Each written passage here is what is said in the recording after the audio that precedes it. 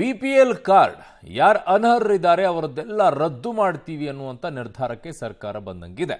ಹಾಗಾಗಿ ಅರ್ಹರಿಗೆ ಮಾತ್ರ BPL ಕಾರ್ಡ್ ಅನ್ನೋ ನಿಟ್ಟಿನಲ್ಲಿದ್ದಾರೆ. ಆದರೆ ಇದರ ಮಧ್ಯದಲ್ಲಿ ಕೆಲವರಿಗೆ ಅನ್ಯಾಯ ಆಗ್ತಾ ಇದೆ ಅನ್ನುವಂತಹ ಧ್ವನಿಯನ್ನ ಎತ್ತಿದ್ದಾರೆ ಕೆಲವರು. BPL ಕಾರ್ಡ್ದಾರರಿಗೆ ಸರ್ಕಾರ ಕೊಟ್ಟಿರೋದು ಬಿಗ್ ಶಾಕ್.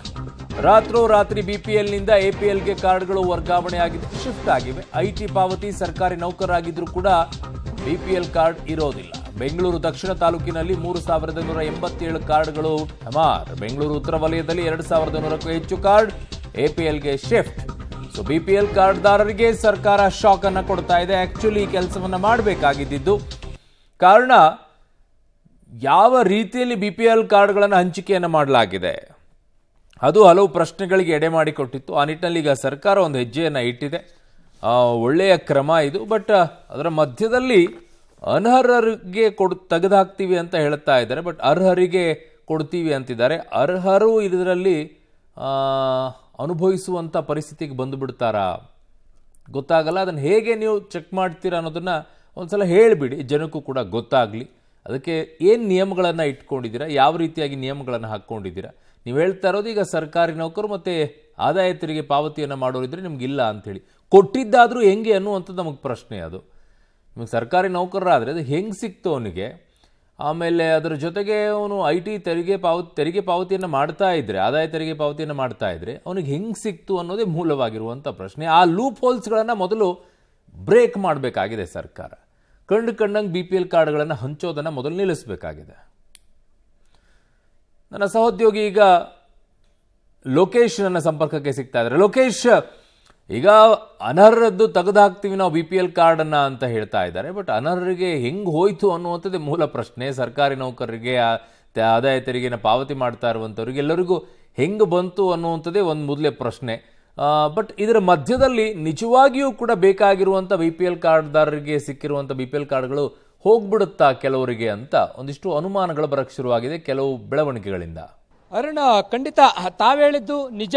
ಈಗ ಅರ್ಹರಿರ್ತಕ್ಕಂಥ BPL ಕಾರ್ಡ್ದಾರರಿಗೆ BPL ತಪ್ಪೋಗುತ್ತಾ ಎನ್ನುವಂಥ ಆತಂಕ ಕೊಡುವಂಥದ್ದು, ಆ ಥರದ ಉದಾಹರಣೆಗಳು, ಕೇಸ್ಗಳು ಈಗ ರಾಜ್ಯದಲ್ಲಿ ಬೆಂಗಳೂರಿನಲ್ಲಿ ಪತ್ತೆ ಆಗ್ತಾ ಇದೆ. ಅವ್ರು ಬಡ ಕುಟುಂಬದವರಾಗಿದ್ದಾರೆ, ಪಾವತಿದಾರರಾಗಿದ್ದಾರೆ, ಆದರೆ ಅವರಿಗೆ BPLನಿಂದ APLಗೆ ಶಿಫ್ಟ್ ಮಾಡಿದ್ದಾರೆ. ಅದನ್ನು ಅಧಿಕಾರಿಗಳು ಪರಿಗಣನೆಗೆ ತೆಗೆದುಕೊಂಡಿಲ್ಲ. ಮತ್ತೊಂದು ಹೇಳಿದ್ದು, ಈಗ ಟ್ಯಾಕ್ಸ್ ಪಾವತಿದಾರರಾಗಿದ್ದು ಸರ್ಕಾರಿ ನೌಕರರಾಗಿದ್ದರೆ ಅವ್ರಿಗೆ ಹೇಗೆ BPL ಕಾರ್ಡ್ ಸಿಕ್ತು ಅನ್ನುವಂಥದ್ದು ಪ್ರಶ್ನೆ ಆಗಿದೆ. ಕೆಲವೊಂದಿಷ್ಟು ಜನ ಹಲವು ವರ್ಷಗಳ ಹಿಂದೆ BPL ಕಾರ್ಡನ್ನು ತೆಗೆದುಕೊಂಡಿರ್ತಾರೆ.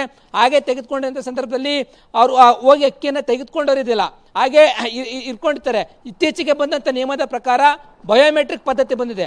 ಆ ಬಯೋಮೆಟ್ರಿಕ್ ಪದ್ಧತಿಯ ಮುಖಾಂತರವಾಗಿ ಎಲ್ಲವನ್ನು ಕೂಡ ಪತ್ತೆ ಹಚ್ತಾ ಇದ್ದಾರೆ. ಬಯೋಮೆಟ್ರಿಕ್ ಅಲ್ಲಿ ಇವರು ಬೆರಳಚ್ಚುಗಳನ್ನು ಕೊಡುವಂಥ ಸಂದರ್ಭದಲ್ಲಿ APL ಕಾರ್ಡ್ಗೆ ಶಿಫ್ಟ್ ಆಗಿರುವಂಥದ್ದು ಗೊತ್ತಾಗಿದೆ.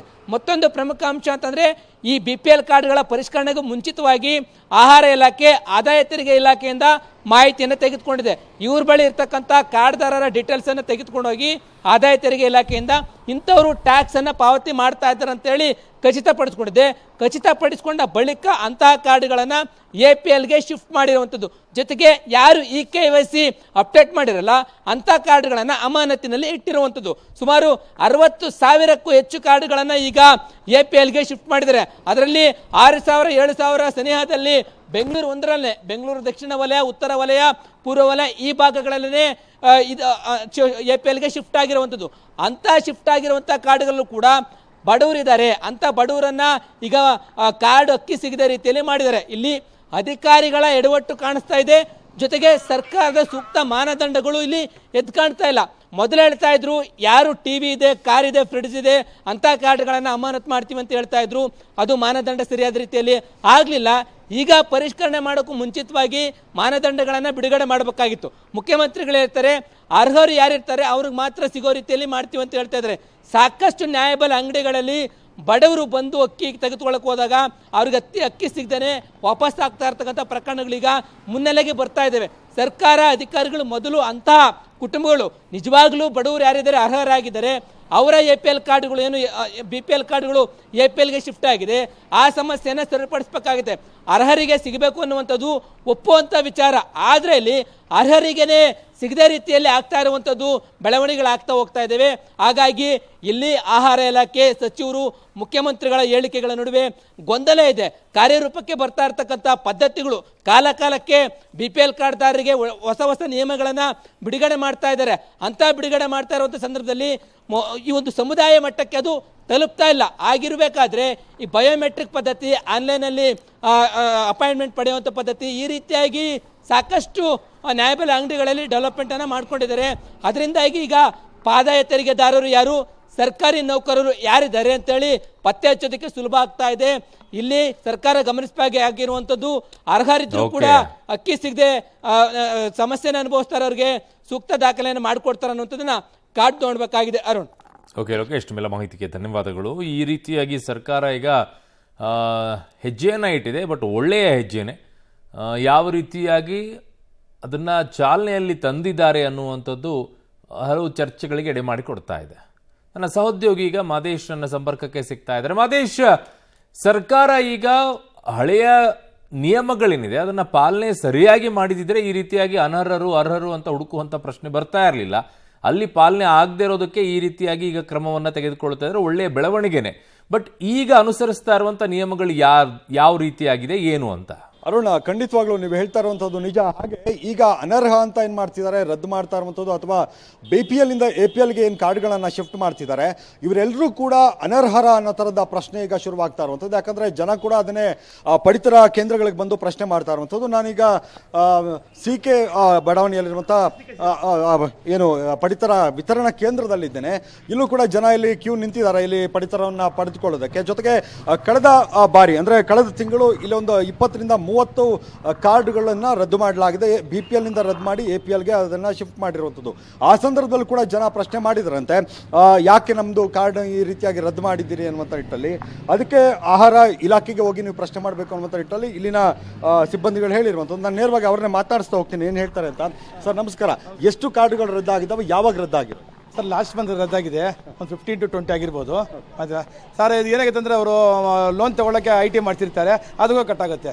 ಅವ್ರು ಇನ್ಕಮ್ ಟ್ಯಾಕ್ಸ್ ಫೈಲ್ ಮಾಡಿರ್ತಾರೆ, ಇಷ್ಟು ಜನ ಫೈಲ್ ಮಾಡಿಸೋದಿಲ್ಲ, ಅವ್ರು ಫೈಲ್ ಮಾಡಿದ್ರೆ ಕಟ್ ಆಗಿರುತ್ತೆ. ಆಯುರ್ವೇದಕ್ಕೆಲ್ಲ ಮಾಹಿತಿ ಇರ್ತಾವಲ್ಲ, ಅವ್ರ ಮಾಹಿತಿ ಇಟ್ಕೊಂಡೇ ಕಟ್ ಮಾಡೋದು. ಸುಮ್ಮನೆ ಯಾರು ಕಟ್ ಮಾಡೋದಿಲ್ಲ. ಅವ್ರ ಮಾಹಿತಿ ಡೇಟಲ್ಲಿ ತಗೊಂಡು ಯಾರು ಇನ್ಕಮ್ ಟ್ಯಾಕ್ಸ್ ಕಟ್ತಾವ್ರೋ ಅದರ ರೂಲ್ಸ್ ಇದೆ, ಇನ್ಕಮ್ ಟ್ಯಾಕ್ಸ್ ಕಟ್ಟೋರಿಗೆ BPL ಕಾರ್ಡ್ ಕೊಡೋಂಗಿಲ್ಲ ಅಂತ. ಆ ಪದ್ಧತಿ ಪ್ರಕಾರ ಕಟ್ ಮಾಡ್ತಾರೆ ಅವರು, ಅವ್ರ ಮಾಹಿತಿ ಪ್ರಕಾರ. ಆದರೆ ಜನ ಏನಂತ ಇದ್ರು, ಬೇಜಾರು ವ್ಯಕ್ತಪಡಿಸ್ತಾ ಇದ್ರು. ನೀವು ಇಲ್ಲಿ ಬಂದಾಗ ನಿಮಗೆ ರೇಷನ್ ಇಲ್ಲ ಈ ತಿಂಗಳಿಂದ ಅಂದಾಗ ಏನು ಹೇಳ್ತಾ ಇದ್ರು? ಇಲ್ಲ ನಮ್ಮದು ನಾವು IT ಕಟ್ತಾ ಇದೀವಿ ಅಂತ ಅವರೇ ಒಪ್ಕೋತಾ ಇದ್ರಾ ಇಲ್ವಾ? ಸರ್ ಸ್ವಲ್ಪ ಜನ ಒಪ್ಕೊತಾರೆ, ಸ್ವಲ್ಪ ಜನ ಇಲ್ಲ ಅಂತಾರೆ. ಅಲ್ಲಿ ದಾಖಲೆ ಪ್ರಕಾರ ಇರುತ್ತೆ, ಸ್ವಲ್ಪ ದಾಖಲೆ ಪ್ರಕಾರ ಇದ್ದೇ ಇರುತ್ತೆ. ಒಬ್ರು ಹೇಳ್ತಾರೆ ನನ್ನ ಮಗ ಇದು ಅದೇ ಕಂಪ್ನಿ ಕೆಲಸ ಮಾಡ್ತಾನೆ, ಅಲ್ಲಿ IT ಕಟ್ ಆಗುತ್ತೆ ಆ ಥರ ಅಂತಾರೆ. ಒಬ್ರು ಲೋನ್ ತೊಗೊಂಡಿರ್ತಾರೆ, ಒಬ್ರು ಪ್ರಾಫಿಟ್ ಲೋನ್ ತೊಗೊಂಡಿರ್ತಾರೆ, ಏನಕ್ಕೆ ಲೋನ್ ತೊಗೊಂಡಿರ್ತಾರೆ, ಆವಾಗ ಅದು IT ಕಟ್ ಆಗುತ್ತೆ. ಆ ಮಾಹಿತಿ ಮೇಲೆ ಈ ತಿಂಗಳೇನಾದರೂ ಕಟ್ ಆಗಿರೋದು ಅಥವಾ ಶಿಫ್ಟ್ ಆಗಿರೋದು ಏನಾದರೂ ಆಯ್ತು? ಈ ತಿಂಗಳಿಂದ ಏನಿಲ್ಲ ಸರ್, ಏನು ಮಾಹಿತಿ ಇಲ್ಲ. ಸರ್ಕಾರದವರು ಸೂಕ್ತವಾದ ಮಾಹಿತಿ ತಗೊಂಡೇ ಮಾಡೋದವರು. ಓಕೆ, ನಾವು ಜನ ಕೂಡ ಇಲ್ಲಿ ನಿಂತಿದ್ದಾರೆ, ಕ್ಯೂ ನಿಂತಿದ್ದಾರೆ ಪಡಿತರವನ್ನು ಪಡೆದುಕೊಂಡು ಹೋಗೋಕ್ಕೆ. ಅವ್ರನ್ನ ಮಾತಾಡ್ತೀನಿ, ಅವ್ರಿಗೆ ಏನಾದರೂ ಗೊಂದಲ ಇದೆಯಾ, ಆತಂಕ ಇದೆಯಾ ಅಂತ. ಸರ್, ಏನಾದರೂ ನಿಮಗೆ ಪ್ರಶ್ನೆಗಳಿದ್ದಾವ ನಿಮ್ಮ ಕಾರ್ಡ್ ವಿಚಾರಕ್ಕೆ ಸಂಬಂಧಪಟ್ಟಂಗೆ? ನಮಗೆ ಆ್ಯಕ್ಚುಲಿ ಗೊತ್ತಿಲ್ಲ. ಆ್ಯಕ್ಚುಲಿ ಇದು APL ಇಂದ BPLಗೆ ಮಾಡ್ತಾರೆ, ಏನು ಮಾಡ್ತಾರೆ ಅಂತ ಗೊತ್ತಿಲ್ಲ. ಆ್ಯಕ್ಚುಲಿ ಯಾಕೆ ಆ ಥರ ಮಾಡ್ತಾರೆ ಅಂತ ನಮಗೆ ಇನ್ಫಾರ್ಮೇಷನೇ ಇಲ್ಲ. ಆ್ಯಕ್ಚುಲಿ ನಮ್ಮ ಮೊಬೈಲ್ ನಂಬರ್ ಎಲ್ಲ ಇದೆ.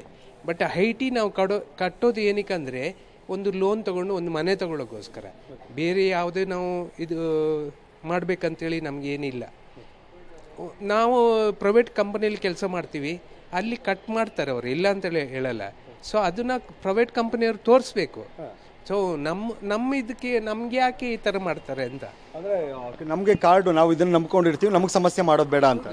ನಮಗೆ ಈ ಸಮಸ್ಯೆ ಮಾಡೋದು ಬೇಡ. ಯಾಕಂದ್ರೆ ನಾನು ನಂಬ್ಕೊಂಡು ನಮ್ಗೇನು ಅಕ್ಕಿ ಸಿಗುತ್ತೆ, ಅಕ್ಕಿ ಏನು ಸಿಗುತ್ತೆ ಅದನ್ನು ತಗೊಂಡೋಗಿ ನಾವು ದಿನ ಕೂಲಿ ಇದು ಮಾಡೋರು, ನಮ್ಮ ಬಾಡಿಗೆ ಮನೆಯಲ್ಲಿ ಇರೋರು. ಅದರಿಂದ ನಾವು ಸ್ವಲ್ಪ ವರಿ ಮಾಡ್ತೀವಿ ನಾವು. ಓಕೆ, ಹೌದು. ಓಕೆ ಅರುಣ್, ಇದು ಜನ ಹೇಳ್ತಾ ಇರುವಂಥದ್ದು ಅಂದರೆ ನಾವು ಬೇರೆ ಬೇರೆ ಕಾರಣಗಳಿಗಾಗಿ ಲೋನ್ ತೊಗೊಂಡಿರ್ತೀವಿ ಅಥವಾ ಕಂಪ್ನಿಗಳಲ್ಲಿ ಕೆಲಸ ಮಾಡ್ತಿರ್ತೀವಿ, ಅಲ್ಲಿ IT ಕಟ್ ಆಗಿರ್ಬೋದು, ಅದನ್ನು ಆಧಾರವಾಗಿ ಇಟ್ಕೊಂಡು ಈ ರೀತಿಯಾಗಿ ರದ್ದು ಮಾಡೋದು ಎಷ್ಟು ಸರಿ? ನಾವು ಬಾಡಿಗೆ ಮನೆಯಲ್ಲಿ ಇರ್ತೀವಿ, ನಾವು ಕೂಡ ದಿನಗೂಲಿ ಕೆಲಸ ಮಾಡ್ತಿರ್ತೀವಿ, ದಿನ ಕೆಲಸ ಮಾಡಿದರೆ ಅಷ್ಟೇ ನಾವು ಹೊಟ್ಟೆ ತುಂಬಿಸ್ಕೊಳ್ಳೋಕ್ಕಾಗುವಂಥದ್ದು, ಈ ಅಕ್ಕಿ ನಮಗೆ ತುಂಬ ಮುಖ್ಯ ಅನ್ನೋ ಥರದ ಮಾತನ್ನು ಇಲ್ಲಿ ಜನ ಹೇಳ್ತಾ ಇರುವಂಥದ್ದು. ಒಟ್ಟಾರೆ ಯಾವ ರೀತಿಯಾದಂಥ ಮಾನದಂಡಗಳನ್ನು ಸರ್ಕಾರ ವಹಿಸ್ತಾ ಇದೆ, ಮತ್ತು ಇವರು ಹೇಳ್ತಾ ಇರುವಂಥದ್ದು ನೋಡಿದ್ರೆ ನಾವು ಬಡವರು, ನಮಗೆ ಅಕ್ಕಿ ಮುಖ್ಯ ಅನ್ನುವಂಥ ಮಾತನ್ನು ಇವರು ಹೇಳ್ತಾ ಇರುವಂಥದ್ದು. ಓಕೆ ಮಾದೇಶ್, ನಿಮ್ಮೆಲ್ಲ ಮಾಹಿತಿಗೆ ಧನ್ಯವಾದಗಳು.